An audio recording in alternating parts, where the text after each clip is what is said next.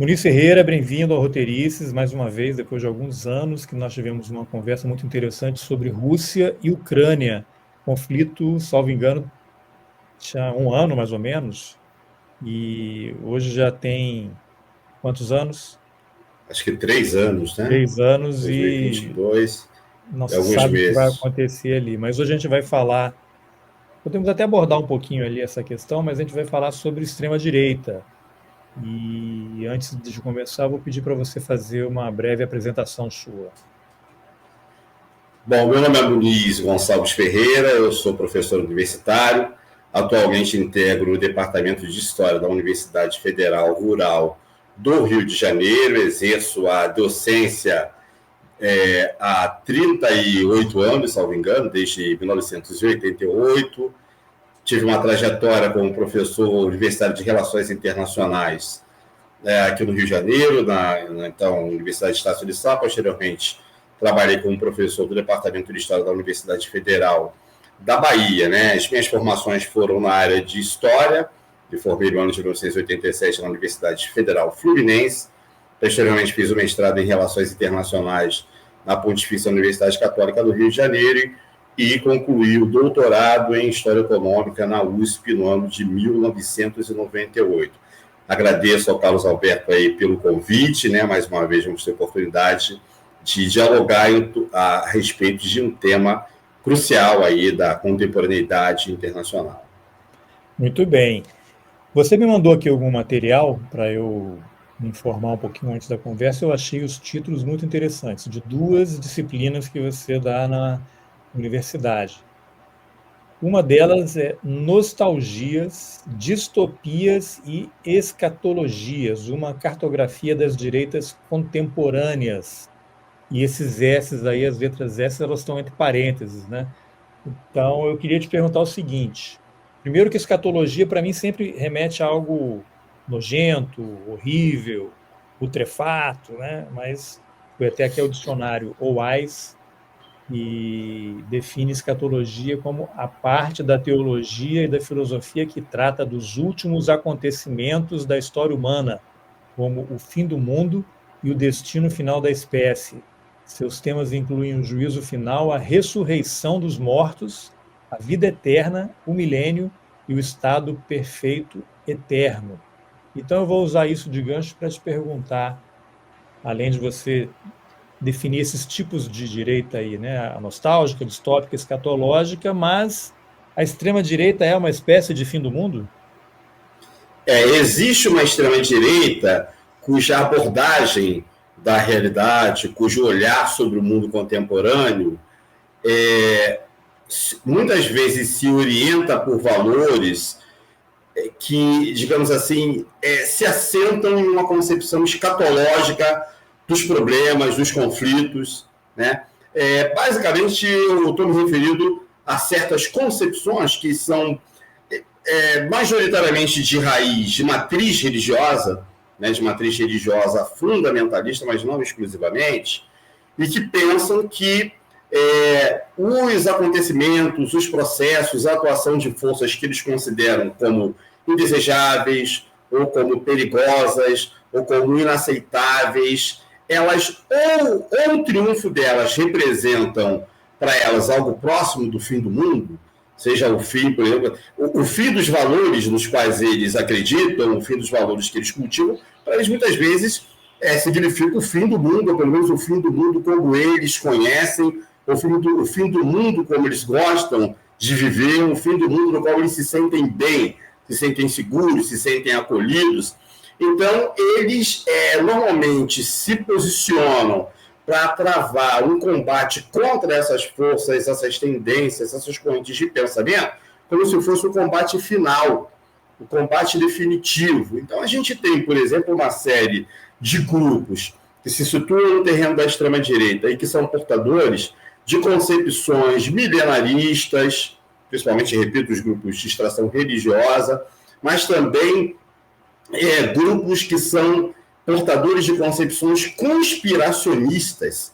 E essas concepções conspiracionistas, elas normalmente se remetem a um mundo no qual atuam forças que agem secretamente, subrepticiamente, nas trevas, com o objetivo de consumar um tipo de transformação global que, para eles, repito, é algo parecido com o fim do mundo. Então, você tem, por exemplo, hoje o conspiracionismo da ideia, o conspiracionismo globalista, que fala do esforço de criação de uma nova ordem mundial, que seria realizado por setores que incluem desde personagens ligados à altíssima finança, né, mas também, notoriamente, os comunistas, as feministas, os defensores dos direitos dos homossexuais, os defensores do direito de escolha das mulheres, né? Enfim, todos aqueles personagens que são portadores de valores que conflitam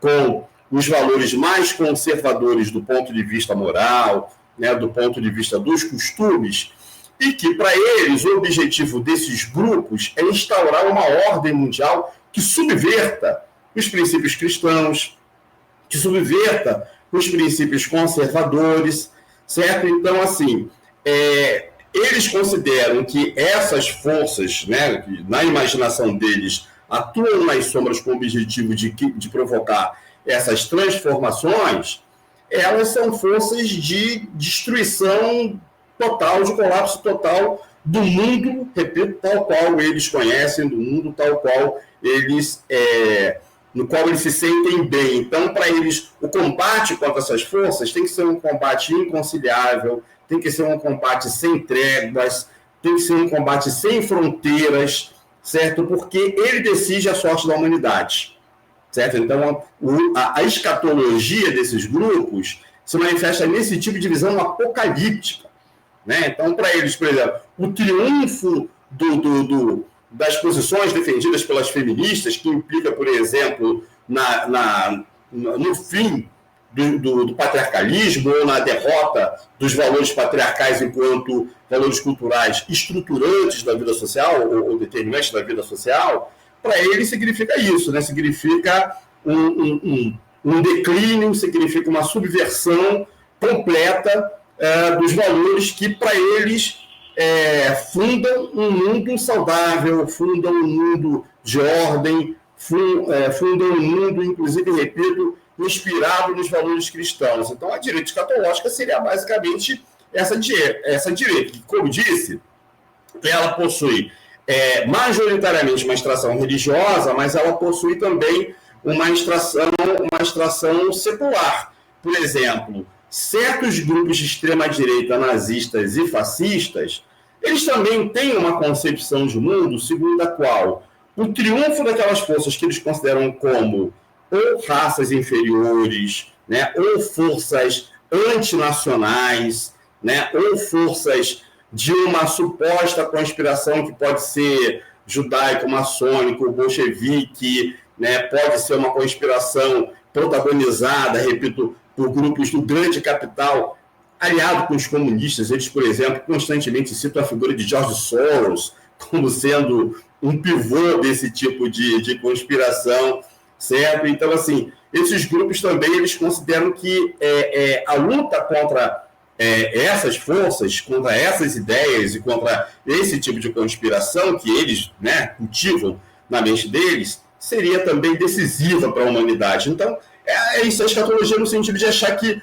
o mundo está diante de um conflito que pode ser o conflito que vai determinar, né, a continuidade da existência da civilização, dos valores cristãos, da autoridade, da família, tal qual eles conhecem, ou então vai significar a destruição de tudo isso, que significaria que seria um mundo absolutamente inaceitável de se viver. Me diz uma coisa, quando você menciona essas questões de conspiração, tem George Soros, né, o Bill Gates também é sempre citado. Esse conspiracionismo, é lógico que nesses movimentos você tem todo tipo de gente, como em qualquer lugar.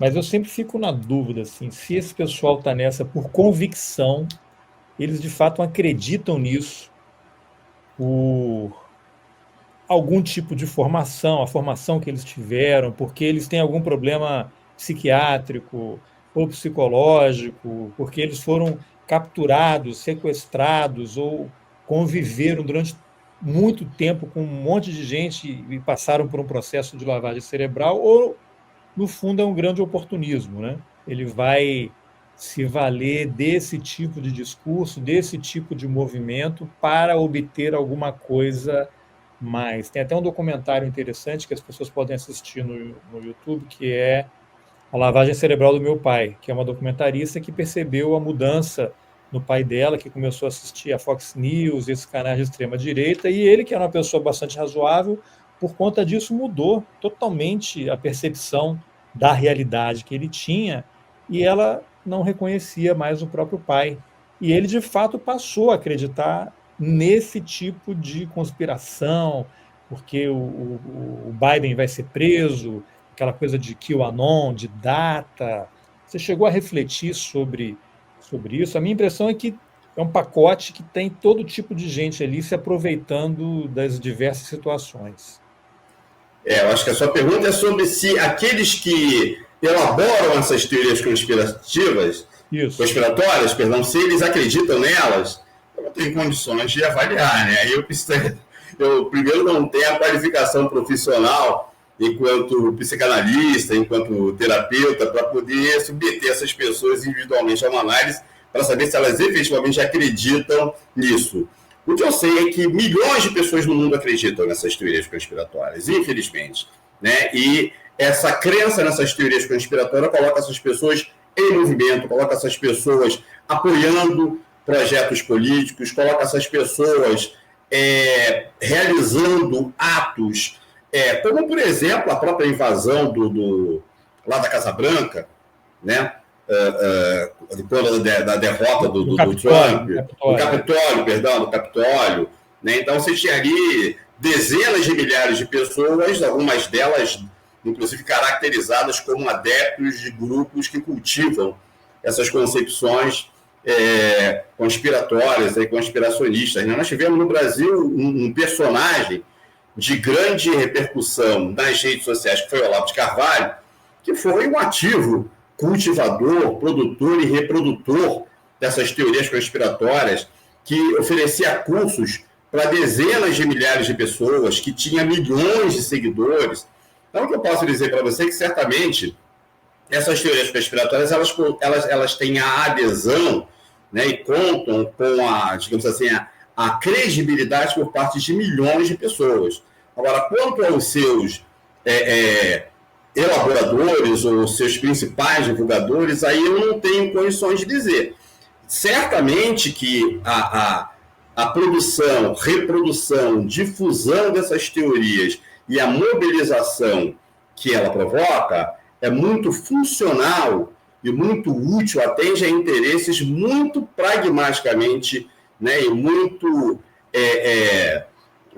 muito pragmaticamente elaborados por certas pessoas, por certos grupos políticos, por certos setores, inclusive, econômicos e até empresariais, certo? Então, assim, do ponto de vista histórico-social, o que importa, eu acho que o mais importante é o fato de que essas teorias, efetivamente, elas têm um apoio, elas são objeto da crença de milhões de pessoas, certo? E infelizmente, nós vivenciamos os efeitos disso, né? O resultado disso, né?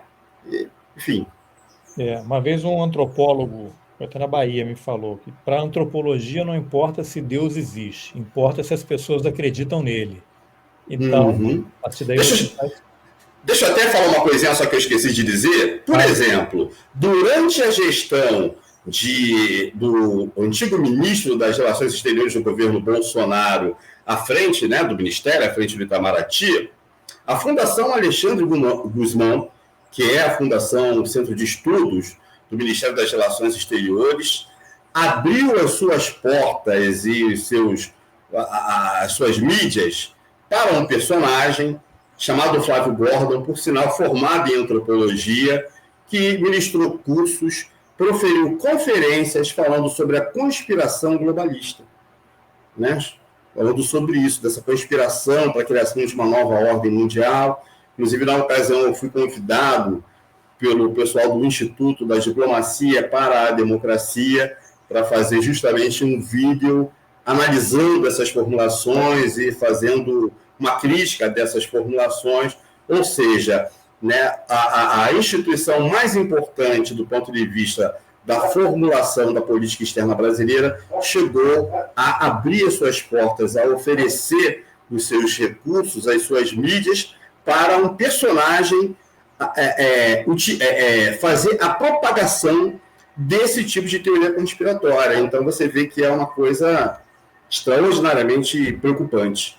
Imagina se Bolsonaro tivesse vencido, que a diferença não foi grande. A diferença de votos não foi grande, mas, enfim. Mas, Muniz, me diga o seguinte, no material aqui que você me passou, você menciona, tem uma frase assim, movimentos e organizações de direita contemporânea. O que você caracteriza essa direita contemporânea? O que a torna diferente da direita tradicional, digamos assim? Não, a diferença entre uma direita... Bom, eu proponho uma cartografia, né? Porque o campo da direita ele também é um campo plural, ele também é um campo diversificado e, por sinal, sempre foi.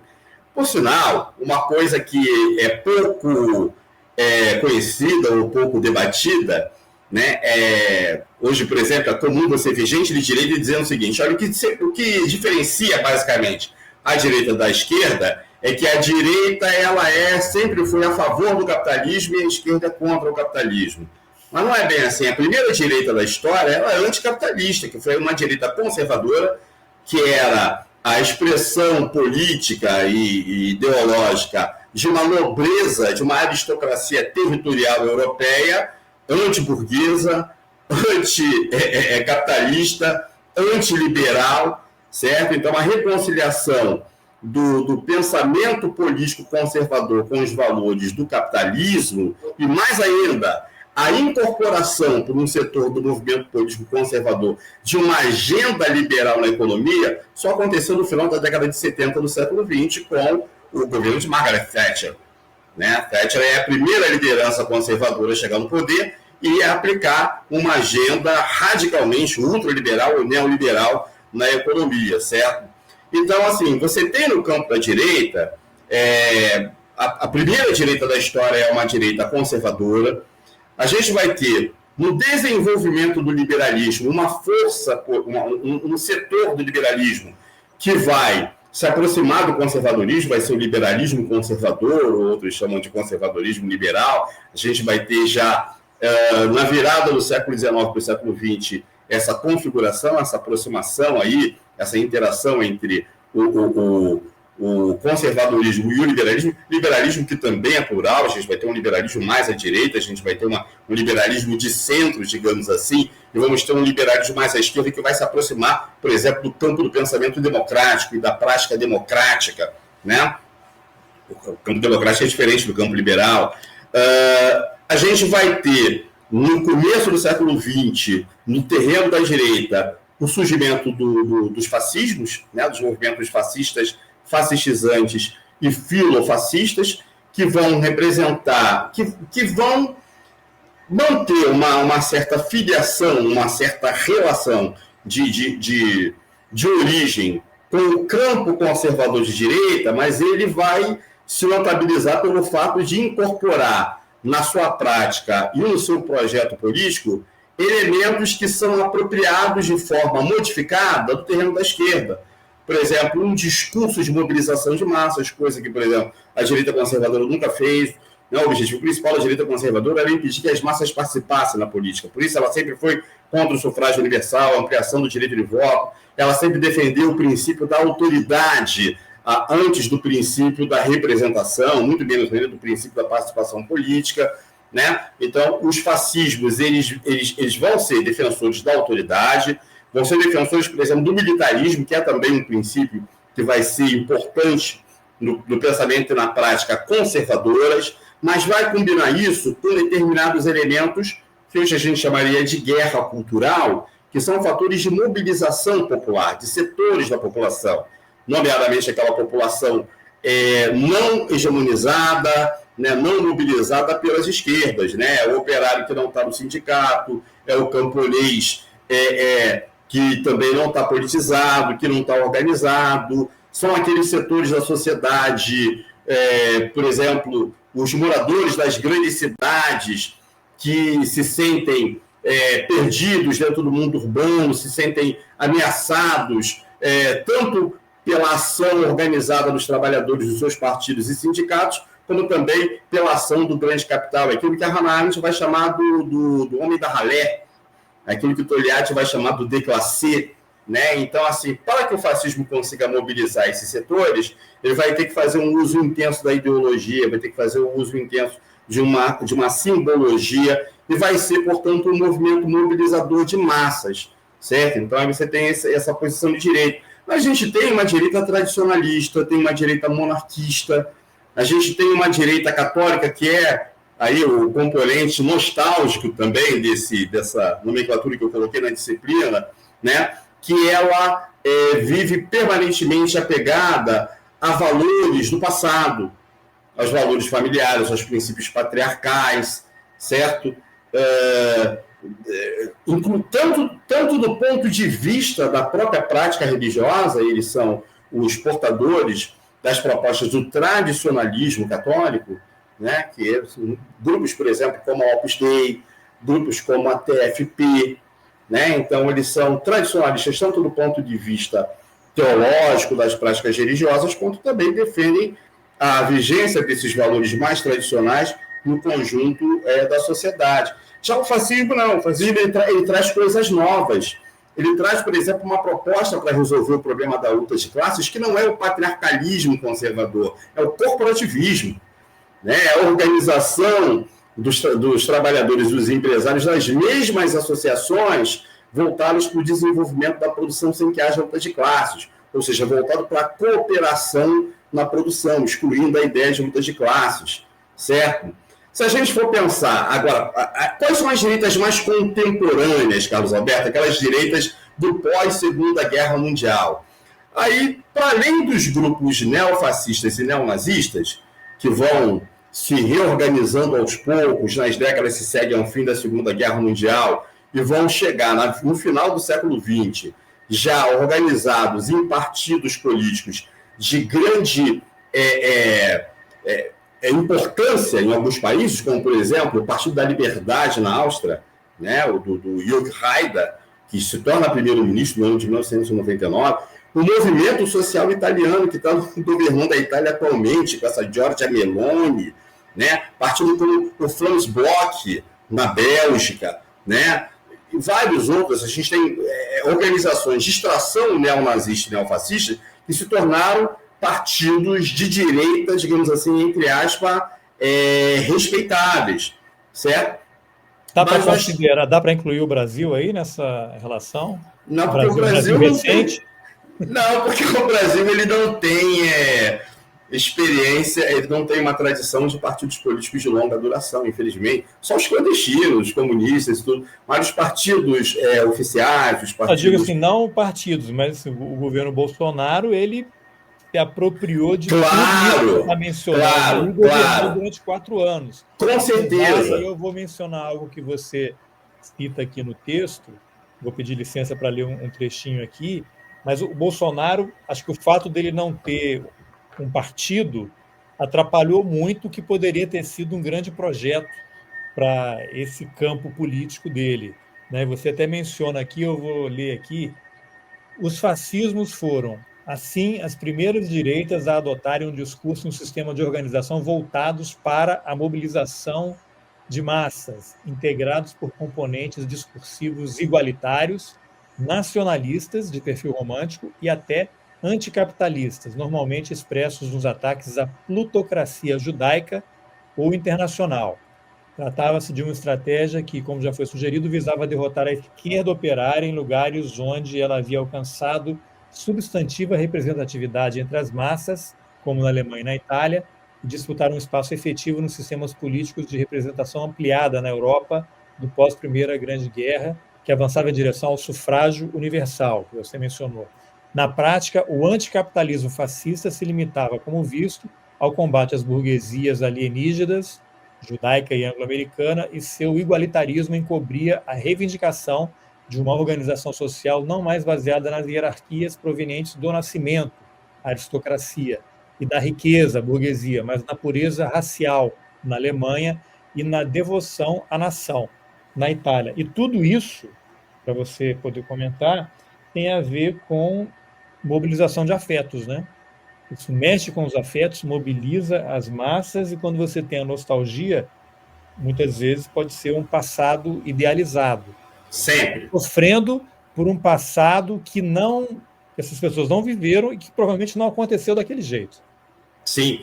Não, sim, eu vou comentar isso, mas só queria fazer um link com o que eu estava dizendo antes, para dizer que, embora esse movimento neofascista e esses grupos neofascistas, eles tenham conquistado uma influência muito grande em vários lugares, em várias sociedades, eu diria que a extrema-direita brasileira ela tem uma conexão política e ideológica mais próxima, não é com o neofascismo e neonazismo, mas com o neoconservadorismo.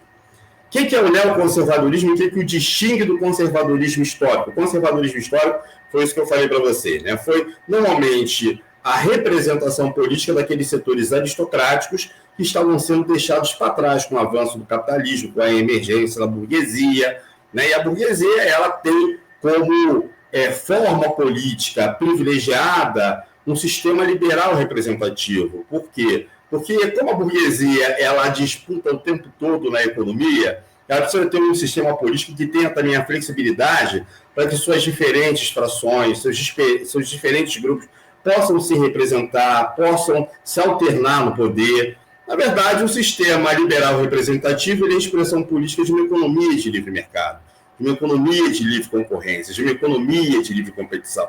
Então, esse sistema liberal representativo ele está no ethos da burguesia, né? Já o conservadorismo político tradicional, ele era a negação disso tudo, ele era baseado no princípio da autoridade, no princípio, inclusive, da estabilidade política, né? Do respeito às hierarquias, tudo aquilo que tinha a ver com aquele mundo anterior, aquele mundo aristocrático. Mas aí a gente tem o fenômeno do neoconservadorismo. O que é o neoconservadorismo? É uma corrente de pensamento que surge a princípio como uma corrente filosófica, que surge na sociedade estadunidense dos anos do pós-Segunda Guerra Mundial, tendo como seu grande elaborador um pensador austríaco de origem judaica que se refugia nos Estados Unidos ainda na década de 30, chamado Leo Strauss. Leo Strauss é um dos personagens que, vivendo nos Estados Unidos, no mundo do pós-Segunda Guerra Mundial, percebe o seguinte: a sociedade estadunidense é a sociedade melhor estruturada do mundo, mais organizada, mais livre, portadora das melhores possibilidades de prosperidade individual, de bem-estar, só que ela se encontra sob ameaça, sob ataque de duas forças, uma força externa, que é o comunismo internacional, e uma força interna, que são os liberais. Não os liberais no sentido, os liberais da economia, os discípulos de Adam Smith, de Ricardo, mas os liberais no sentido estadunidense, que é o progressista, aquele que adota a pauta feminista, aquele que adota a pauta antirracista, aquele que adota a pauta anti-homofóbica. Então, na visão do Strauss, essa ação dos liberais internamente era uma ação de desconstrução dos valores, de desconstrução das hierarquias na sociedade estadunidense, que fragilizaria internamente a sociedade, tornando-a vulnerável ao ataque externo, ao ataque dos comunistas, certo?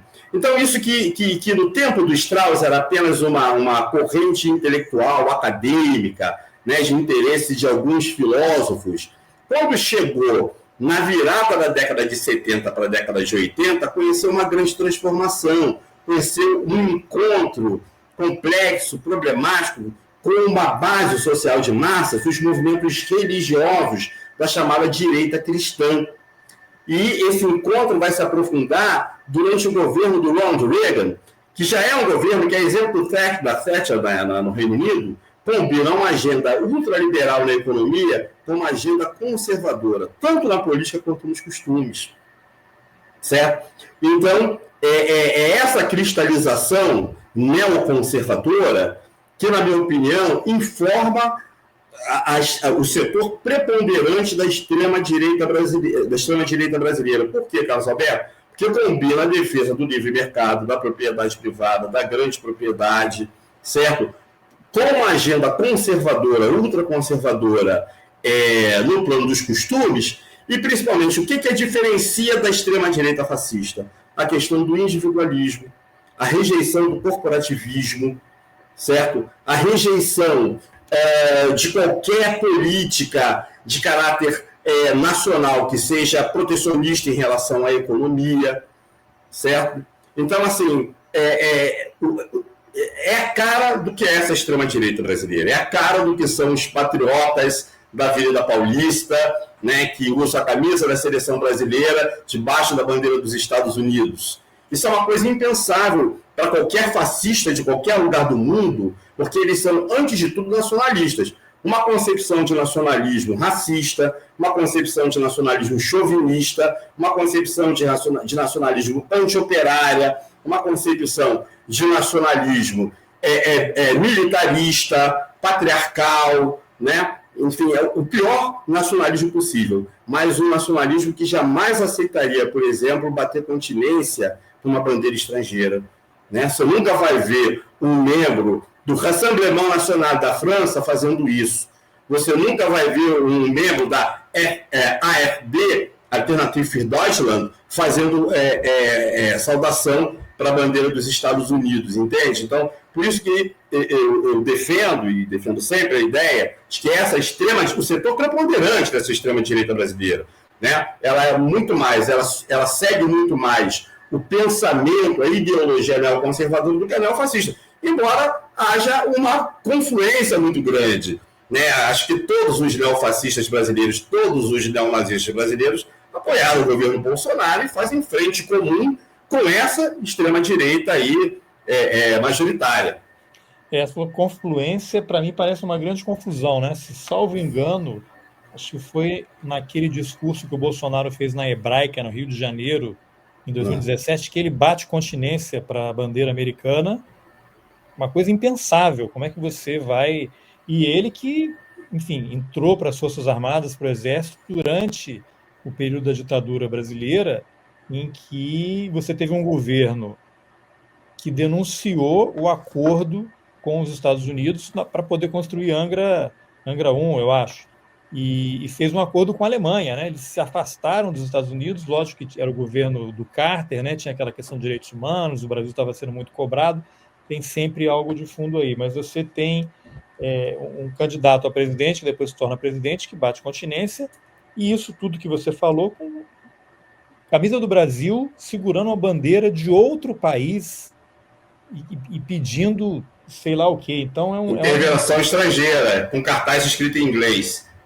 É uma coisa que a gente via, eu pelo menos cresci vendo na televisão, eram isso, países, ditaduras em outros continentes que pediam, né, colocavam em inglês para chamar a atenção, mas aqui, de fato, acho que foi uma novidade. Agora, esse neoconservadorismo, e isso que você mencionou lá dos Estados Unidos, que começa com aquele austríaco, essa agenda, você diria que ela foi importada aqui para o Brasil, no caso aí para o Brasil, ou também havia essas bases, porque o Brasil é uma ex-colônia, havia um imperador, depois passamos para a república, mas você sempre tem, historicamente, os latifundiários, né, os milionários, aquela classe, a elite financeira, né, que cuidava e comandava o país, e também não queria, né, o Brasil, salvo engano, foi o último país a ter o voto de mulheres? Estou enganado. Não, foi um dos primeiros.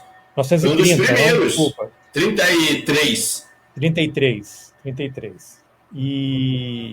Mas, enfim, você tem uma série de ações para poder sempre prejudicar quem não é da elite, tem que comprovar renda, tem que comprovar que sabe ler, que sabe escrever e tal. Que eu estava lendo o material dos Estados Unidos aqui, como é que agora está tendo uma discussão por conta do reenquadramento das regiões aqui do mapa eleitoral, que os republicanos querem aumentar o número de parlamentares, e como aqui o voto não é uma pessoa, um voto, né? Você tem que eleger por região, os democratas vão perder muitas cadeiras e vão perder espaço. Então, Há um grande debate aqui que vai chegar à Suprema Corte se pode ou não mudar, porque isso vai restringir o voto de negros, né? Em regiões mais pobres vão ter menos peso nas eleições. Mas isso que a gente vê no Brasil, dá para dizer que houve uma importação do exterior desse movimento todo, dessa mobilização, no sentido de formar uma espécie de extrema-direita brasileira? Vamos lá. Primeiro, deixa eu só fazer uma pequena observação de que o primeiro lugar do mundo em que as mulheres tiveram direito de voto e foram motivadas à participação política foi na Rússia soviética após a Revolução de 17, né? Os países da Europa Ocidental, nos quais existiu um movimento sufragista desde o final do século XIX, né? Os primeiros deles, acho que o primeiro foi a Grã-Bretanha, só foi concedendo o direito de voto às mulheres ao longo da década de 20, como resposta, inclusive, a essa conquista lá da Rússia. Na França, por exemplo, na tão democrática França, as mulheres só votaram pela primeira vez para a Constituinte de 1946. Em alguns cantões da Suíça, as mulheres só obtiveram direito de voto na década de 1970. Certo? E hoje nós temos personagens importantes da política estadunidense, próximo do presidente Trump, que hoje já coloca em xeque a validade do voto feminino. Já começa, né, a propor, inclusive, a abolição do voto feminino, assim como também esse personagem, o Charles Kirk, né, que foi assassinado, que foi tão incensado pela extrema-direita, ele dizia que os negros estadunidenses viviam melhor na época da escravidão. Mas voltando aí sobre se houve uma importação ou não, o Carlos Alberto, eu quero que você lembre o seguinte: nós tivemos no Brasil, antes dessa extrema-direita atual, nós tivemos uma outra extrema-direita mobilizadora de massas, que foi a Ação Integralista Brasileira, que existiu ao longo da década de 1930.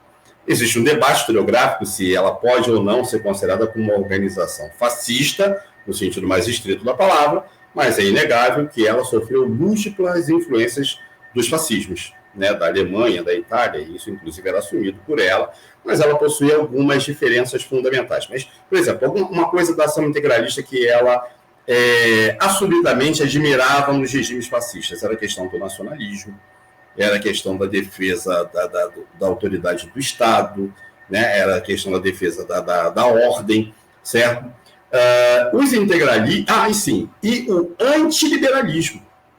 Os integralistas da década de 30, eles eram radicalmente contra o liberalismo. Por isso, inclusive, eles apoiaram o golpe do Estado Novo em 10 de novembro de 1937, né, porque entenderam que era um golpe que iria destruir a Constituição, o ordenamento político liberal da Constituição de 1934, em benefício deles, só que eles se deram mal. Né? Eles achavam que o Plínio Salgado ia ser convocado pelo Vargas para ser ministro da educação, e o que ele teve foi assim, a ordem de dissolver a Ação Integralista, porque era para acabar com todos os partidos, e aí fizeram aquele levante fracassado, Plínio Salgado foi para o exílio, etc. Mas eu quero dizer o seguinte: essa extrema-direita, ela era uma extrema-direita de um nacionalismo romântico, atávico, de fundo católico, né, profundamente católico, e radicalmente antiliberal, em todos os aspectos, antiliberal na política e antiliberal na economia. Eles defendiam, inclusive, uma organização corporativa da economia brasileira. Isso está nos escritos, por exemplo, de Gustavo Barroso, né? Defendiam um Estado autoritário integral, como está nos escritos de Miguel Reale, certo? Então, assim, era um fenômeno brasileiro, um fenômeno terrivelmente retrógrado, terrivelmente reacionário, mas era um fenômeno brasileiro.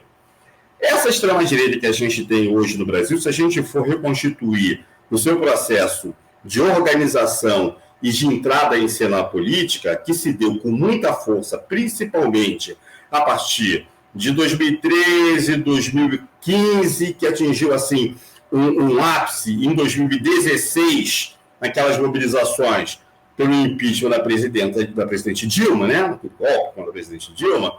Então, já ali, as principais forças mobilizadoras eram, por exemplo, o MBL, que é uma organização diretamente vinculada a Students for Liberty, se eu não estou enganado, que tem aí nos Estados Unidos, né? Fortemente apoiada por fundações estadunidenses, como a National Endowment for Democracy, né? Então, esses grupos, como o MBL e outros grupos, Vem Pra Rua, Revoltados, BR, né? Quer dizer, toda essa malha de organizações de extrema-direita que emerge e que é quem vai derrubar Dilma e que vai criar as condições para a chegada ao poder de Bolsonaro, tem claramente essa origem, tem claramente esse tipo de vinculação. E, portanto, não é surpreendente que eles adotem a ideologia neoconservadora justamente porque é uma ideologia que combina esse fortíssimo traço reacionário, né, anti-operário, antissocialista, anticomunista, até anti-progressista em qualquer sentido, anti-terceiro-mundista, anti-latino-americano, anti qualquer coisa que seja minimamente democrático ou progressista, com uma defesa intransigente do princípio do livre comércio, né, da propriedade privada, certo? Então, assim, no caso dessa extrema-direita brasileira, isso é muito notório. Quando você fala, por exemplo, da trajetória política de Bolsonaro, né, quer dizer, de novo, o que o descola de qualquer movimento fascista, tanto o fascismo clássico, mas, sobretudo, desses neofascismos da contemporaneidade? Ele tem uma trajetória errática. Ao longo da vida, militou, acho que em 11 partidos, se considerar aí o PSL e atual PL, que foi o partido que deu o vice-presidente dos 2 primeiros governos Lula. Então, assim, não existe uma solidez, uma consistência ideológica. Ele sim, é um herdeiro de uma direita militar que perpassou o regime, que, inclusive, uma direita militar que se opôs ao próprio processo da abertura política, da anistia, da transição, que foi o grupo de Silvio Frota, né? Como é que o Bolsonaro se liga a esse grupo? Através do general Heleno, que foi ajudante de ordem de Silvio Frota. Então, mas o que ficou, mas a direita militar da ditadura, ela também tinha uma perspectiva, entre muitas aspas, nacional, principalmente na questão da gestão da economia. Ao mesmo tempo em que eles se afastavam completamente de qualquer posição mais autonomista em matéria econômica, como a que era reivindicada, por exemplo, por aqueles economistas como o que foi da Sudene, enfim, daqui a pouco eu lembro o nome dele, né? Todos aqueles projetos de um desenvolvimento econômico mais autônomo, mais soberano, ao mesmo tempo em que eles se descolavam disso, mas eles, sobretudo diante da crise econômica de 1974, eles formularam um segundo PND que diversificava as parcerias internacionais do Brasil, diminuía a dependência dos Estados Unidos. Celso Furtado. Como é que eu posso esquecer o nome de Celso Furtado? É um sinal aqui de decadência mental, né?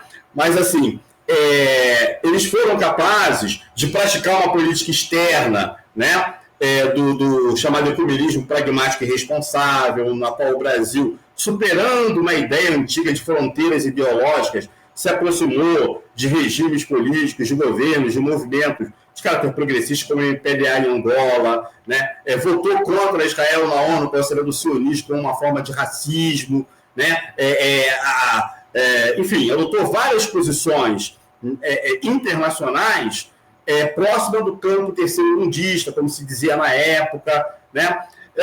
Isso é impensável dessas pessoas, né? A dependência deles em relação à política externa estadunidense no seu pior momento, no momento em que os setores mais exaltados do complexo militar estadunidense lutam para tentar, de qualquer maneira, reverter pela força a decadência econômica visível dos Estados Unidos na ordem internacional, né?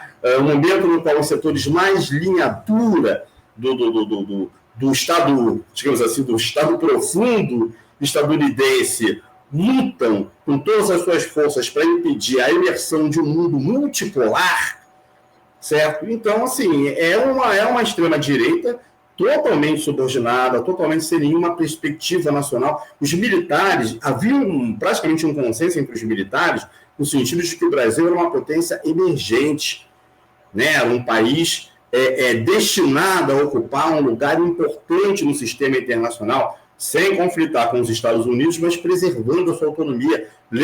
Que se leia, por exemplo, o livro de Goberindo Conte Silva, da Geopolítica do Brasil, do general Meira Matos, de todos aqueles ideólogos importantes que nós tivemos dentro da própria Escola Superior de Guerra, lá nas décadas de 60 e 70, certo? Eles não eram nacionalistas como os caras da esquerda, como Nelson Venex Sodré, né, como os oficiais comunistas, porque eles achavam que podiam manter uma relação de interdependência com os Estados Unidos, mas recusavam terminantemente a ideia de uma subordinação completa, diferentemente do que fazem essas pessoas, né? Então, nesse sentido, acho que é muito visível e muito notório a diferença entre essa extrema-direita e a extrema-direita de outras épocas, também em relação a essa questão, a questão nacional, vamos dizer assim. E tem um personagem que está, inclusive, aqui nos Estados Unidos, que é o Eduardo Bolsonaro, que é o representante na América do Sul da CEPAC, que é aquele fórum, aquele congresso também super conservador. Parece até que ele tem uma empresa que é quem organiza os eventos fora dos Estados Unidos, aqui nas Américas e tal. Então, ele está com muito destaque, estava com mais, agora está com um pouquinho menos, agora que o Mauro Vieira se encontrou com o Marco Rubio aqui, e as coisas estão avançando em termos de negociação. Ontem foi curioso, porque ele passou o dia gravando vídeos em frente a vários prédios em Washington, dizendo que foi um fracasso. Eu achei que ele fosse estar na reunião, né, porque ele tem tanta influência e acesso tão franqueado à Casa Branca, mas estava do lado de fora com o outro companheiro dele, que está sendo investigado também pela justiça brasileira. Mas esses movimentos tipo CEPAC, eles já podem ser caracterizados como uma direita, não que não existisse antes, mas transnacional, porque eles dialogam, né? Vão para a Hungria, tem o Chega, não é? Em Portugal, Isso. Vox na Espanha. Isso. Existe uma malha global de extrema-direita que é muito organizada, né? Eles têm esses eventos, são pagos, vendem camiseta, caneca, e os seus palestrantes, né? Tem a Argentina com o Milei, né? Eles circulam, tem um circuito, né, de extrema-direita global que funciona a todo vapor. Como é que você avalia esse tipo de conexão internacional em termos de mobilização? Porque o que a gente vê é assim, que a extrema-direita ela vai avançando em vários países europeus. Você teve uma onda rosa, como dizem, uma onda vermelha, como outros preferem, e tem sempre um discurso de esquerda, né, que vamos resolver as questões, vamos tornar o país mais igualitário, vamos resolver a economia, mas não consegue resolver. E aí vem a direita, se vale desses argumentos, está vendo? A esquerda veio, disse que ia resolver tudo e não adiantou nada. Então aí agora abriu as fronteiras, os imigrantes estão tomando nossos empregos, estão matando a nossa gente. Olha o Trump de novo aí, né, com o mesmo discurso. Agora o ICE aqui está botando para quebrar. O país está em convulsão em vários lugares, Chicago principalmente, por conta dessas ações. Mas aí eles chegam ao poder, mas também não resolvem. Ninguém tem uma fórmula mágica, né? Eu não vi a economia melhorar de forma que haja mais distribuição de rendas em nenhum governo de extrema-direita. Se você que é historiador, talvez tenha mais informação. Queria te ouvir sobre isso. Nunca, absolutamente. Embora do ponto de vista de um pensamento mais consistente seja um paradoxo e até um oxímoro você pensar numa internacional nacionalista, como eles falam, né? É a coisa mais absurda possível. Os caras são ultranacionalistas e constituem o que pode ser chamado de uma internacional, certo? Mas, embora, repito, em termos lógicos isso pareça algo, né, totalmente absurdo, mas essa articulação internacional sempre existiu, certo? Sempre existiu. Vamos lembrar uma coisa, o Carlos Alberto. Esse ano nós estamos há poucas semanas da comemoração dos 90 anos do levante da Aliança Nacional Libertadora de 1935, né, que os meios mais reacionários, né, chamam de intentona comunista e tal. Quando houve esse levante de 1935 aqui, o governo Vargas ele pediu auxílio à Alemanha hitleriana, que mandou para o Brasil agentes da Gestapo para interrogar, mediante tortura, os participantes daquele levante, como foi o caso, por exemplo, de Harry Berger, ou Arthur Evert, né, que foi assim barbaramente torturado, a sua esposa. Né? Vamos lembrar que Olga Benário, ao arrepio das leis brasileiras, foi extraditada para a Alemanha para ser sacrificada num campo de concentração. Eu tive, a fortuna, o azar de, quando era um estagiário de história, ter trabalhado na Fundação Getúlio Vargas, organizando o arquivo do Filinto Miller, que foi o chefe de polícia, exatamente no Wagner nesse período. Então, encontrava ali correspondência dele com gente da Gestapo, encontrava livros doados, né, por gente do Partido Nazista. Né? Então, essa biografia dele, né, salvo engano, chamado O Homem Mais Perigoso do País. Isso não cheguei a conhecer. Tem um livro que o trata de forma muito crítica, que foi o livro do Davi Nasser, chamado Falta Alguém em Nuremberg. Falta Alguém em Nuremberg. Eu tenho esse livro. Daqui a pouco eu acho aqui e te mostro. Esse é perigoso do país. Acho que é um americano que fez a biografia dele. Ele morreu, foi senador e morreu num acidente de acidente de avião. Acho que em Paris, se eu não estou enganado. Né? Depois de Orly e tudo. Então, essas aproximações, o que foi o eixo? Né? Roma, Berlim, Tóquio, que incluiu também quase todos aqueles governos ultra-reacionários da Europa Oriental, né? A Hungria de Hort, né? A Romênia de Antonescu, né? Boa parte daqueles regimes ali da Europa Centro-Oriental fizeram parte também dessa aliança do eixo, né? Roma, Berlim, Tóquio, e inclusive mandaram tropas e soldados para combater na frente russa contra a União Soviética, certo? Então, sempre houve articulação internacional entre essa extrema-direita, que, por um outro lado, no seu discurso, né, nos valores ideológicos que ela apregoa, ultranacionalista, né? É radicalmente contrária a qualquer princípio tanto de internacionalismo político quanto de cosmopolitismo cultural, certo? Bom, e aí já levo a conversa para um terreno que você aventou um pouco a gente começar aqui a gravar. Mas fala um pouquinho do Eduardo Bolsonaro, porque o Eduardo Bolsonaro, que é o representante da CEPAC nas Américas, para mim, ele parece distante de várias pessoas aí que você mencionou, que tinham um estofo acadêmico, de consistência, que estudaram, né, intelectuais, de fato, né, que moldaram toda essa literatura e esse pensamento e essa ideologia da extrema-direita. Para mim, é um cara que está ali surfando na onda do pai, em cima do sobrenome, e oportunisticamente sendo usado também, né? Usando e sendo usado nesse grande concerto da extrema-direita, concerto com C. Tem várias coisas interessantes para chamar a atenção aí. Uma delas é o seguinte: boa parte daqueles homens da extrema-direita do passado, do integralismo, morreu pobre.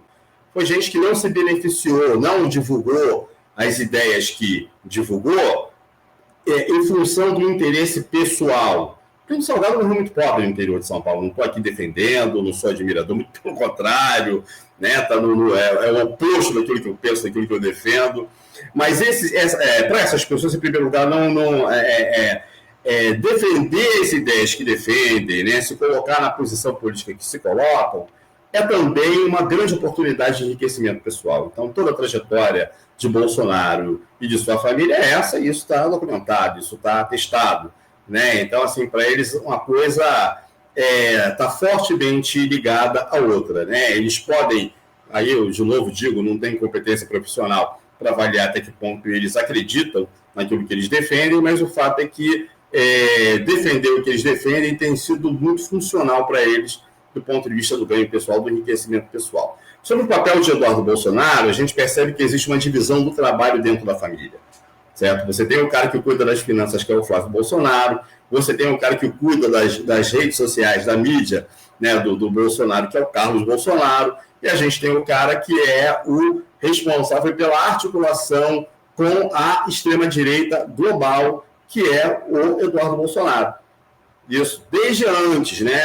Acho que é ele que inicia as ligações, por exemplo, lá com o Steve Bannon. Depois é ele quem primeiro vai se reunir com o Trump, ainda lá no primeiro governo Trump, a ponto de ser mencionado, né, diretamente pelo Trump, lá numa reunião daquela, numa entrevista coletiva que o Trump estava dando, que se refere a ele e tudo, né? Então ele é o cara responsável por essas articulações internacionais. Em relação à questão do letramento, né, Você pega o integralismo não só tinha intelectuais bastante prolíficos, embora, evidentemente, a qualidade daquilo que eles produziam possa e deva ser questionada, né? Eu falei aqui em Miguel Reale, que depois se transformará um dos maiores juristas brasileiros. Eu falei aqui em Gustavo Barroso, que foi o cara que criou o Museu Histórico Nacional, certo? O próprio Plínio Salgado foi um cara que participou da Semana de 22, né, à frente daquilo que é o chamado Grupo ANTA, lá do modernismo, que era uma espécie de um contraponto, mas era um homem de letras, né, era um cara esclarecido. Além do que, do movimento integralista saíram, né, personagens muito importantes na cultura brasileira, né, como o Ariano Suassuna, né, como o que faz o Pequeno Dicionário da Língua Brasileira, né, hoje eu estou com a memória péssima, mas aí Alceu Amoroso Lima, o Padrão Helder Câmara, Severino Sombra, né, o cara que vai criar aqui essa universidade na cidade vizinha aqui onde eu moro, certo? Então, assim, o integralismo, ele se notabilizou por reunir. Jackson Figueiredo não chegou a ser integralista, mas foi do Centro Dom Vital, que foi uma espécie de um think tank do que viria a ser a ação integralista brasileira. Então, foi um movimento letrado, de pessoas letradas, de pessoas com conhecimento, né? Eucínio Lavigne foi integralista, Eudorico Tavares, Wilson Lins, estou falando mais de intelectuais lá da Bahia, escritores, autores, jornalistas, enquanto que o bolsonarismo é esse deserto de ideias, né? O seu grande pensador, o seu grande expoente intelectual era o Olavo de Carvalho, né? O homem que defendia as teorias aí da Terra plana, da conspiração globalista, das coisas assim mais insensatas, para dizer o mínimo, né? Então, aí você percebe a enorme diferença, o enorme abismo no qual nós mergulhamos com essa nova extrema-direita. Imagina se na época do integralismo tivesse rede social, hein? Imagina o que um Nossa! cara desses não faria no Twitter, né? A gente ia estar, talvez não estivéssemos aqui. Mas você ia comentar alguma coisa, eu interrompi para puxar o Eduardo Bolsonaro. Você disse que ia entrar num outro tema ali que estava ficando. Não, era a questão do sionismo que você falou, né? Ah, sim, é isso aí. Bom, eu terminei de ler um livro aqui do Michel German, que é o Não Judeu Judeu. Deixa eu até pegar ele aqui para mostrar. Peraí. É um trocadilho com o livro do Isaac Deutscher, né? O Judeu Não Judeu. Exatamente, que é o Judeu Não Judeu. Então aqui está meio embaçado. Deixa eu tirar para quem estiver vendo, deixa eu tirar aqui o efeito da câmera. Não vou conseguir, mas é o Não Judeu do Michel German, que eu estou para fazer uma entrevista com ele sobre isso. Ótimo. Mas que é exatamente, que tem a ver com o bolsonarismo, tem a ver, ele cita muito a questão do episódio lá na Hebraica, e essa desconstrução, né? São pessoas que não são judeus e se apropriam de símbolos e de ideias. Então você tem os evangélicos que usam a estrela de Israel, né? A bandeira de Israel, e há uma apropriação que promove uma grande confusão, e aí até o subtítulo do livro é a tentativa de colonização do judaísmo pelo bolsonarismo. O livro é bem interessante, eu recomendo a leitura. Mas você hoje tem, indo agora lá para Israel de fato, né, uma extrema-direita ultra violenta, depois que houve a assinatura desse cessar-fogo, e aí os prisioneiros palestinos começaram a ser soltos. Eu tenho acompanhado aqui nas redes sociais, estou estarrecido com o grau de violência e de terror a que eles foram submetidos. E aí vou deixar sempre claro aqui que nada justifica o que o Hamas fez. Aquilo não é aceitável sob qualquer ponto de vista, de matar inocentes, sequestrar e manter preso durante 2 anos. Mas o que se vê do lado palestino em termos de prisioneiros, hoje eu estava vendo que as famílias estavam tendo que reconhecer os seus familiares mortos por fotografias, corpos torturados, amarrados, porque não tem nome, não tem registro de nada. Então, como é que essa extrema-direita israelense, que tem esse passado do Holocausto, que os nazistas promoveram contra eles, Eu até tenho dificuldade de formular uma pergunta assim, como é que tudo isso se conecta? Porque me parece algo tão surreal, tão absurdo, de você ter um povo, e aí essa região que está habitada por um ódio de parte a parte, eu não vejo uma paz possível durante séculos, porque as atrocidades que estão sendo cometidas ali há tanto tempo não vão permitir uma pacificação tão cedo. E a gente assiste alguns vídeos de cidadãos israelenses realmente, você percebe assim, que eles querem eliminar os palestinos, que não tem solução. E você tem o partido, né? Acho que é o Likud, que é o partido do Netanyahu, Coalizão, uma coalizão. coalizão, né? Que tem um discurso ultra violento. Você tem personalidades, autoridades, ministros, políticos que vão à TV e defendem realmente o fim dos palestinos, que aquilo seja do rio ao mar, né? Essa frase que agora é usada como jamais haverá um Estado palestino. Como é que a extrema-direita opera nesse ambiente? Isso daí é um terreno de extrema fertilidade, não? Exatamente. Olha, a vontade de poder fazer aqui uma digressão detalhada sobre a trajetória do sionismo é muito grande, mas o tempo não permite. Então, eu vou mencionar alguns momentos pontuais para a gente chegar no que é o âmago da sua pergunta, que é em que momento o sionismo do governo de Israel se integra ao campo de uma extrema-direita internacional que tem como um de seus polos mais importantes o neonazismo e o neofascismo. Dá para incluir o capitalismo nesse raciocínio? O capitalismo sempre o tempo todo, né? Então não deixa de fora. Inclusive o fato de que o que a gente vivencia hoje, essa imersão desses grupos de extrema-direita em várias partes do mundo, se insere dentro de um cenário internacional, de uma conjuntura internacional de média duração, né, que se inicia lá na década de 80 do século XIX, com a sessão de Reagan, Thatcher, o fim das experiências de transição socialista, desagregação da União Soviética, século XX, perdão, e que mudou o eixo de gravidade da política internacional. Né? O eixo de gravidade da política internacional, depois da derrota do nazismo na Segunda Guerra Mundial, tendeu à esquerda, né? Ao centro-esquerda. Quais eram as forças políticas assim de maior popularidade, de maior notoriedade, de maior influência internacional? Eram as forças da social-democracia internacional. Em alguns lugares, os partidos comunistas tinham bastante influência, ao passo que a direita vivia, sobretudo a direita mais encarniçada, né? Não a direita liberal, né? Mas a direita conservadora, né? E a extrema-direita viveram numa defensiva durante décadas, mesmo na Europa, né? Mas aqui na América Latina, aqui a direita era mais militar mesmo, né? Estava fora da política, era do golpe, né? Da ditadura, mas onde você teve um sistema político, digamos assim, minimamente normal, regular, com liberdades, onde havia debate, né? As forças mais à direita viveram numa defensiva histórica durante décadas, isso vai modificar a partir da década de 80, né? Com esses marcos que eu coloquei para vocês, a da Thatcher lá no Reino Unido, né? A partir de 78, o Reagan nos Estados Unidos a partir de 81, né? O Papa, João Paulo II também, 78, entendeu? E depois todos esses acontecimentos aí.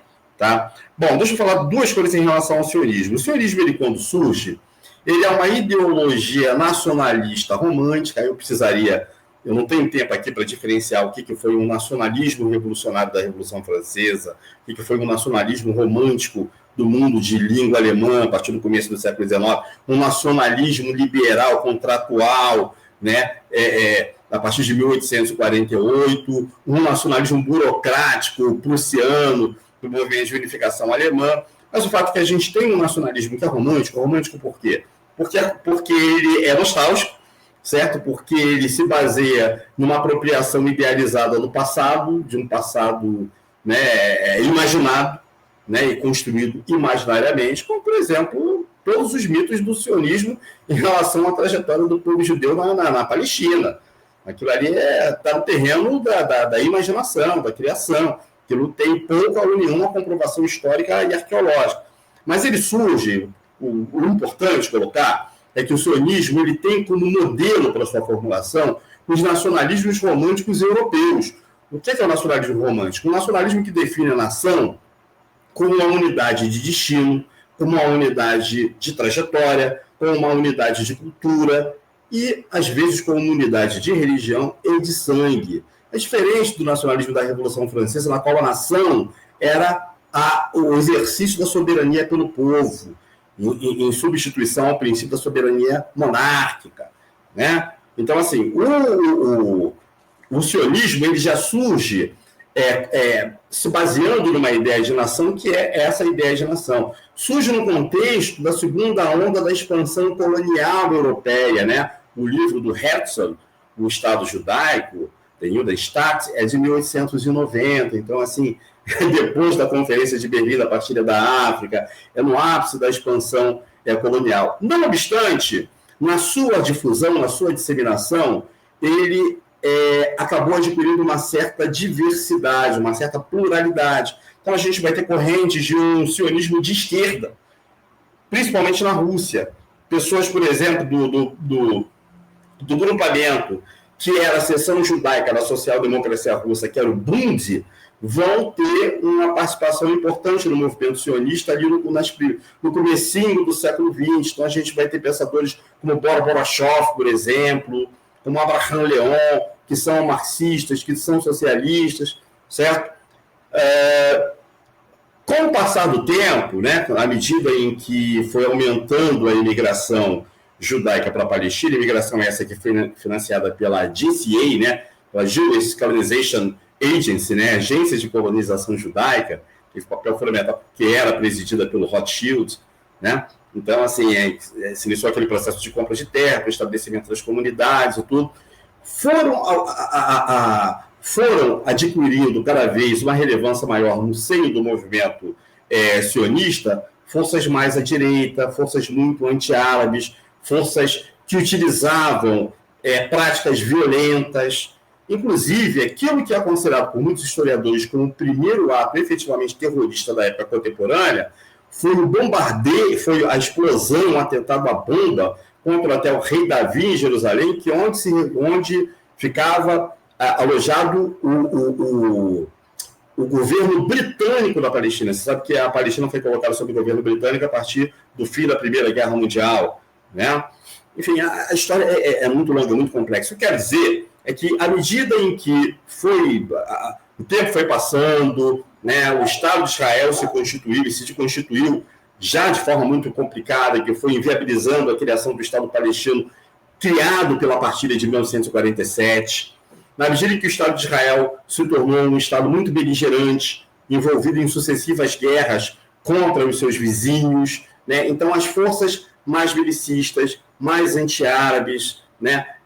Mais chauvinistas, mais expansionistas foram ganhando cada vez mais força dentro do sionismo e dentro da sociedade israelense.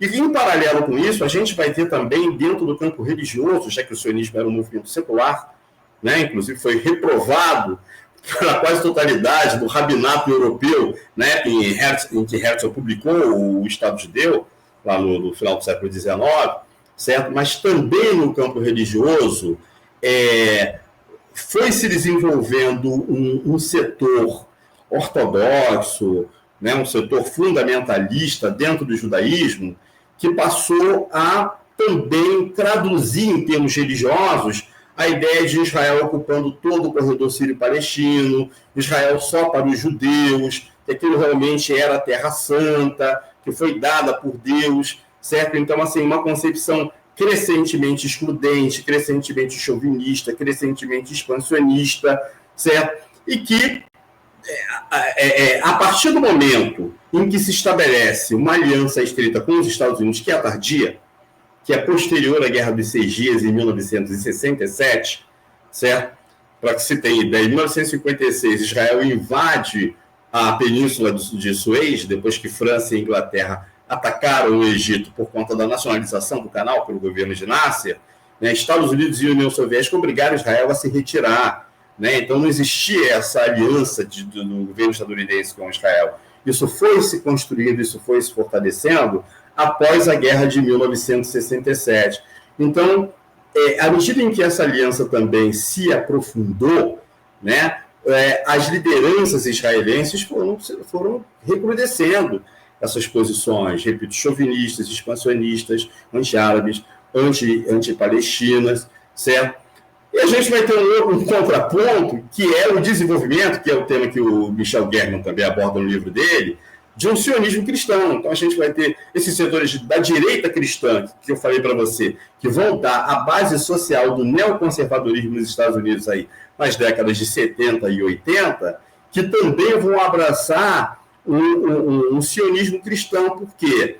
Porque isso corresponde às suas concepções escatológicas, no sentido do fim dos tempos, né? Que o fim dos tempos se dá com o retorno do Messias, e que vai ser reconhecido por seu povo, que vai ser aceito, e aí então, né, vai se estabelecer, né, o reino dos céus, né? Então a gente vai ter também o fortalecimento dessas concepções escatológicas dentro da direita cristã fundamentalista, que vai gerar esse sionismo cristão que hoje é tão presente aqui, né, no universo religioso evangélico brasileiro.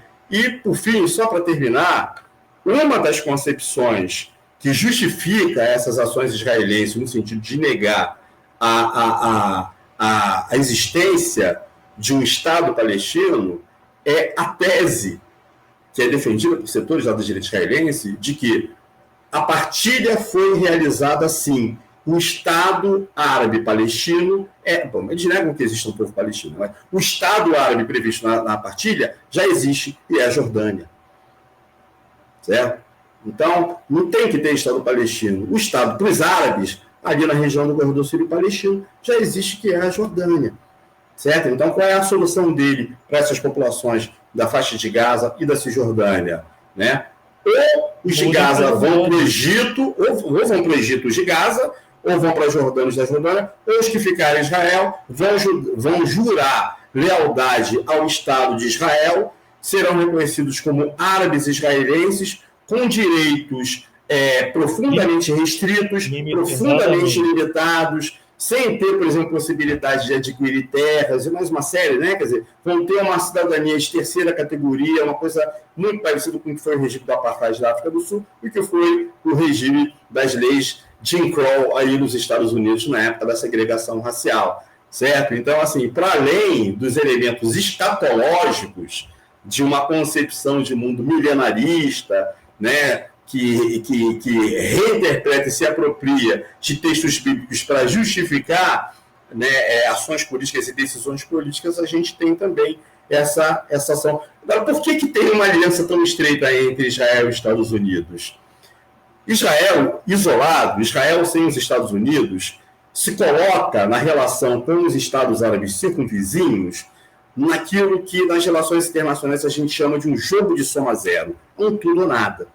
Né? Se ele perde, ele desaparece. Então, só em aliança com a maior potência militar do planeta, ele tem condições de garantir a sua sobrevivência diante de uma absolutamente improvável união geral das nações árabes e islâmicas contra Israel, algo que jamais aconteceu. Certo? E para os Estados Unidos, não poderia ter aliado melhor. É o único aliado que não tem outra alternativa a não ser manter essa aliança até as últimas consequências. Certo? Então, a gente tem aí uma troca, digamos assim, de, até certo ponto, uma certa interdependência, na medida que os Estados Unidos dependem muito de Israel para implementar a sua política, ou a sua geopolítica, na região do corredor sírio-palestino, e Israel não pode prescindir dos Estados Unidos, porque é isso, é o que o salva, por exemplo, do jogo de soma zero.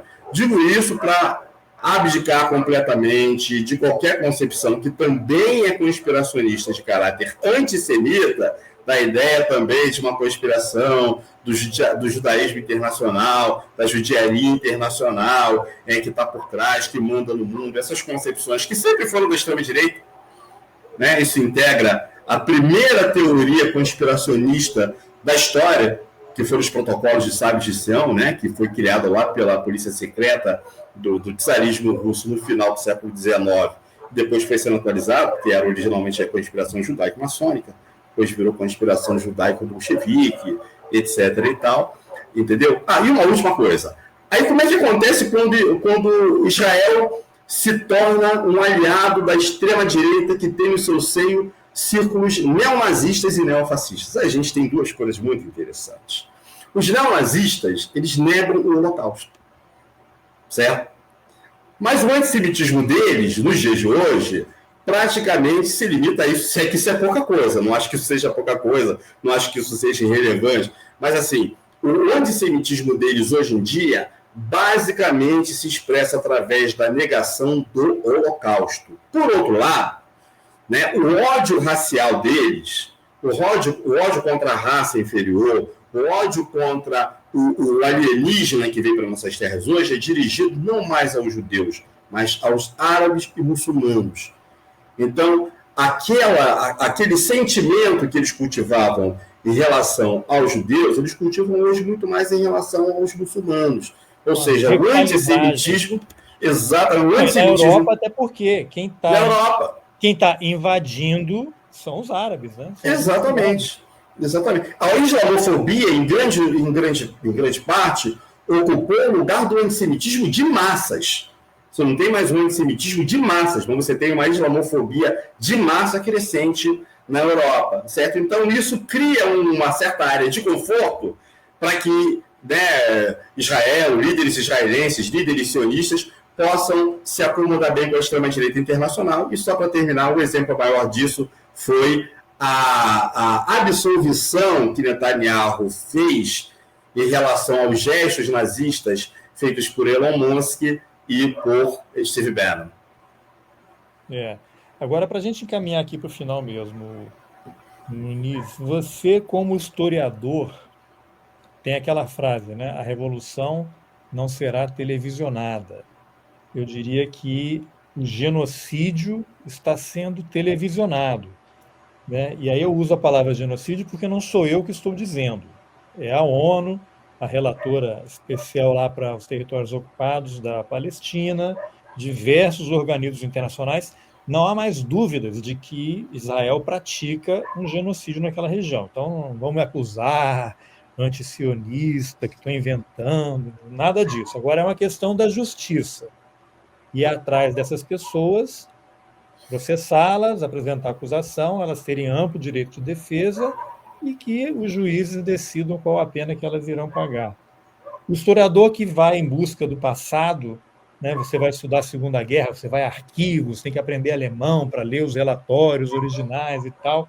Como é que você se sente no momento da nossa história em que a tecnologia permite esse tipo de situação? Você daqui a pouco vai começar a aparecer um montão de vídeo, né, dos palestinos que se filmaram, não podiam transmitir, das atrocidades, a Al Jazeera que está fazendo uma cobertura impressionante, ouvindo depoimentos dos prisioneiros palestinos que estão sendo soltos, das atrocidades que acontecem nas prisões, até aparentemente a Greta, né, sofreu agressões durante a prisão dela em Israel. Você, como historiador, o que significa um momento como esse? A gente está vivendo um momento histórico, lógico, tudo é história, né? Mas esse é um dos momentos como o Holocausto da Segunda Guerra. Como é que você avalia esse momento histórico? Não só como historiador, né? Como cidadão, ser humano, né? Como ser humano, né? Como um militante político, como negro, né? Afrodescendente no Brasil, descendente de escravizados. Me sinto da pior maneira possível.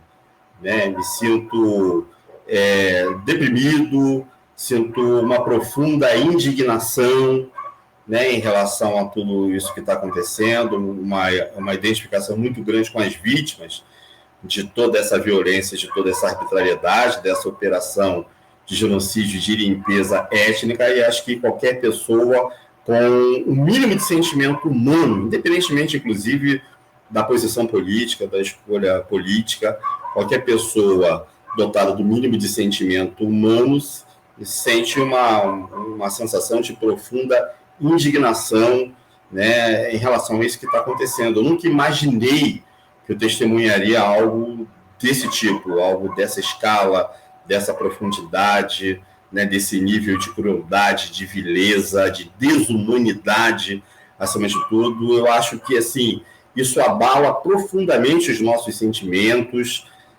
talvez seja até um marco de um ponto de mutação da forma como a gente pensa certas questões humanas, certas questões internacionais, né? Então, assim, o que eu tenho a dizer é isso, né? Certamente é a experiência mais deprimente com a qual eu me deparei na minha vida, ao ponto de que, sendo historiador e sendo também estudioso das relações internacionais, eu, na maior parte do tempo, eu evito acompanhar o noticiário o tempo todo. Sou obrigado, também não posso, né, me alienar completamente, não posso fingir que não está acontecendo nada, até porque tem responsabilidade também, né, como intelectual público, né, mas assim, é muito doloroso, profundamente doloroso, é quase indescritível para mim o quanto essa situação, né, essa desumanidade contra o povo palestino tem provocado assim os mais tristes sentimentos em mim. Eu, inclusive, estou em contato com uma pessoa, com um palestino. Eu vou fazer um episódio em breve sobre as oliveiras. As oliveiras têm um papel tão central naquela região. Você tem famílias, dezenas delas, centenas de famílias que trabalham e vivem da colheita das oliveiras para fazer o óleo, para sabonete, várias coisas. E uma das coisas mais cruéis que começaram a aparecer vídeos para mim é a destruição das oliveiras. Vão colonos israelenses que chegam na época da colheita e vão lá e colocam fogo, colocam veneno. Soldados vão com motosserras e destroem aquelas oliveiras centenárias que têm um histórico de 4, 5 mil anos ali naquela região, que são a base. Eu estava vendo os números aqui, 40% da renda da Palestina vem das oliveiras. Quer dizer, se isso já não é um elemento de genocídio, de limpeza, você evitar, impedir que um povo se mantenha numa região, impedir que ela tenha algum tipo de renda para poder. E a sua cultura, né? Está intrinsecamente ligado Exatamente. à sua cultura. De fato, muito triste. Então, o genocídio está sendo televisionado e o que me surpreende é que, assim, eu tenho uma sensação de que nada vai acontecer. Não sei se você tem uma percepção diferente, assim, que algum dia a gente vai ligar a TV e vai estar o Netanyahu algemado sendo levado para algum lugar. Eu acho que isso não vai acontecer e, se bobear, ainda ganha algum prêmio aí de pacificador. É um sonho, né? Mas de difícil realização. Concordo plenamente com você, né? A gente está testemunhando um genocídio, a limpeza étnica e um epistemicídio também, né? Vamos dizer, Darcy Ribeiro, porque com a destruição dessas pessoas, né, dos seus lugares de origem, das suas habitações, das suas cidades, muitas delas milenares, das suas culturas, inclusive do ponto de vista material, cultura da oliveira, essa coisa toda, a gente tem uma destruição de saberes, a gente tem uma destruição de visões de mundo, né, de linguagens, de forma de traduzir a realidade, que tem assim, um valor inestimável, algo que pode ser comparado ao que foi aqui o genocídio, acompanhado de epistemicídio, das populações nativas americanas, as populações de certas regiões do continente africano, como, por exemplo, o povoeiro, os aborígenes australianos, certo? Então, assim, é muito chocante, e agora falando como ser humano, né, testemunhar isso acontecer, fere a nossa humanidade, né? Fere assim, o nosso sentimento de pertencimento a uma espécie que consegue produzir um horror tão grande, um horror tão assustador quanto esse que a gente vê aí, como você falou, em tempo real. Às vezes eu assisto uma reportagem, quando ela acaba, 2, 3 minutos depois, a sensação é que saiu todo mundo menor, né? Mas tomara que esse episódio aqui a gente saia um pouco maior para poder continuar lutando. Muniz, agradeço muito aí a conversa e já deixo o convite para a gente fazer outras coisas, porque eu tinha separado vários itens aqui, mas não deu para abordar tudo, mas é bom que fica o momento para a gente marcar outras conversas e abordar mais assuntos, tá bom? Obrigado, um grande abraço. Obrigado, até a próxima.